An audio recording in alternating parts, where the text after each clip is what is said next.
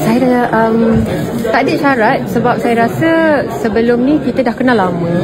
Jadi syarat tu itu common sense. Benda yang kita boleh buat ataupun tak boleh buat tu as a manusia kita boleh fikir sendiri kan. Benda yang baik ataupun benda yang buruk. So far kita dah ada perbincangan tu daripada sebelum lagi kita kahwin. So tak ada masalah. Alhamdulillah itu rezeki daripada Allah. Kalau itu bukan rezeki saya tak tahu apalah kan. Tapi bagi masa ni alhamdulillah so far kita baru. Saya pun tak boleh nak tak sampai 2 bulan pun lagi saya kahwin kan. Jadi saya so far tak ada masalah. Saya tak masuk seks syuting lagi. Tapi insyaAllah doakan saya mudah-mudahan semuanya okey. Banyak beza dia. Bangun pagi ada suami dekat sebelah. Banyak sangat beza dia. Saya rasa tanggungjawab, baru saya faham tanggungjawab seorang isteri tu apalah kan. Walaupun saya nampak benda tu sangat mudah, tapi tanggungjawab seorang isteri tu sangat besar sebenarnya. Sama juga dengan tanggungjawab seorang suami. So alhamdulillah saya dapat Syafiq yang sangat-sangat support saya. Dan apa yang saya suka pasal cerita ni, because selalu kita nampak perempuan ni menindas perempuan kan. Bila apa-apa terjadi je, banyak cerita sekarang dihidangkan dengan benda tu.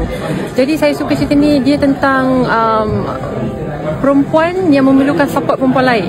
Sebab kita tahu perempuan ni kalau dia bergabung, dia akan strong.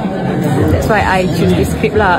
And macam Mel cakap tadi, karakter ni, I hope bila kita bawa karakter ni, kita mengharapkan perempuan-perempuan dekat luar sana yang mengalami situasi yang sama, they feel seen.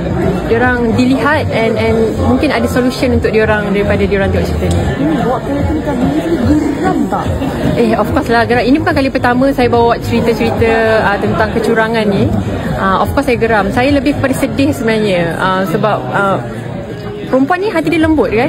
Jadi bila dia stuck dalam situasi macam ni, saya sedih. Sebab perempuan ni bila dia sayang, dia willing to give everything to dia partner kan. Jadi bila kita dapat partner yang macam ni, sedih lah. Menyesal tak? Macam pasangan tak jujur, dia ada buat sesuatu di belakang tu kan, macam mana tak? Saya rasa sebagai seorang manusia, kita hidup sentiasa bersangka baik. Kalau ada benda yang tidak jujur ataupun berniat yang tidak baik, saya percaya yang cepat atau lambat benda tu akan tahu juga.